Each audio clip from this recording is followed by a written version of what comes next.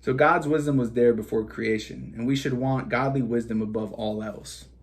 And I think you will relate to that. And I think that you want those things too. It's just sometimes we feel like we don't know how to attain that. We feel like we're so distant from it, or it's so much hard work. But like I said, guys, it's very much so like mining. It's like one thing at a time. It's like one day at a time, getting new small revelations of like God's word, God's will, God's truth. And you start to connect the dots. One of my favorite things to do is really just not favorite things to do, but favorite things that happen when really studying is connecting something that happens in the Old Testament, something that happens in the New Testament, and just being like, yo, God really was just like moving big time over like a big span of time. And Jordan Peterson said this too about how interconnected the Bible is. It's all so much has like, he put up this graph when he was doing a lecture, and it showed all the different ways it was connected and just rooted and different lines. Oh man, it was fascinating to witness and see. But that just shows, how brilliant God is, that his word that has lasted through generations, just has just stood the test of time. It's still as relevant today as it's ever been, if not more so. I watched this video by Alan Parr, who's one of my Christian influencers on YouTube, who talked about the 5 signs that we're in the end times. And guys, the things that he was talking about and the things that have been lining up are really showing that, we're closer to the end than we are the beginning. All right. So with that in mind, it's like we need to be walking correctly. We need to be seeking God's wisdom instead of the world's wisdom. We need to realize that, the prosperity is going to come and the blessings are going to come on the other side of the storm we may be experiencing. The losses that we've experienced, whether it be through friends or family, are all part of God's divine plan and his sovereign plan for humanity. If we're not going to be able to see our best friend or our son or our brother, and of course we're going to be grieving. It's going to be such a tough loss. It's going to be hard to get in that Bible, but it's like, that's why doing the groundwork now of pouring into the Bible, reading that word, getting that onto your heart, to his word, just be kind of your foundation, your blueprint, your default setting, your filter of which information goes through. You're going to be okay when those obstacles do come, when those life curveballs hit you, when the enemy attacks, when temptation looms. You're going to be able to rise above because you have something that was ordained by God for your life, which is for you to have a relationship with him.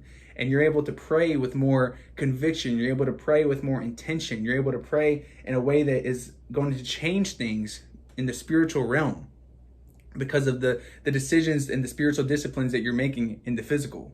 All right. So I encourage you today to get back in that word, get your mind right for this fall, because we're going into this new season, y'all. We got midterms coming up. They're going to be throwing out more lies and more monkeypox. All right. So more wars, Israel just had, more stuff, more conflict happen there. We keep sending money to Ukraine. Like, I'm about to change my pronouns to Ukraine so Biden will send me some money. That's all I'm saying. Like, I could use some of those bags. And then at the same time, we got the Inflation Reduction Act, where they're printing, another, billions of dollars to fight inflation. That's not how you fight inflation. I don't want to be the bearer of bad news, but I study economics from time to time, and that's not, you have to shrink the money supply and shrink economic growth. You don't expand it by sending, big tech millions of dollars and, chip contracts to NVIDIA and all these other companies like that, and the semiconductors. So I don't want to get too much on that, but this is Jesus Jokes and a little bit of the country. So we like to share a little tidbits with you about what's going on in our world to help you get a real biblical foundation of how to perceive it, okay? Because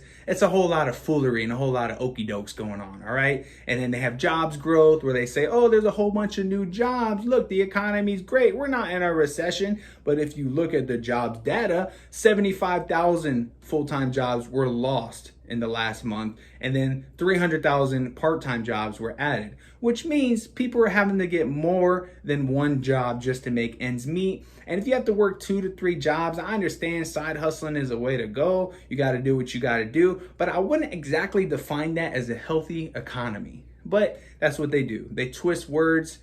They change definitions of words. They change the definition of vaccine, recession, and groomer recently as well. So they're changing the definition of words to benefit what their agenda is. So keep that in mind and just realize, guys, we have God on our side, and that is so much better than so many other people in our lives, right? Not to say that in a way that's judgy or punching down or in any kind of way that's that way, but it's just to show the impact that, like, yo, God is on your side. He's your provider. He's got you. He ain't gonna let you stumble. He ain't gonna let you trip. If he does let you trip, if the enemy does attack, guess what? You just got to call on God and he's gonna fix the issue.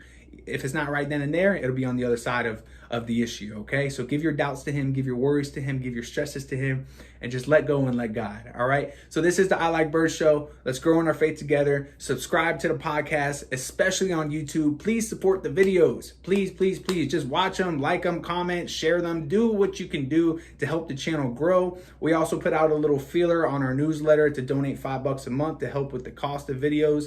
If you're able to do that, that'll be super helpful.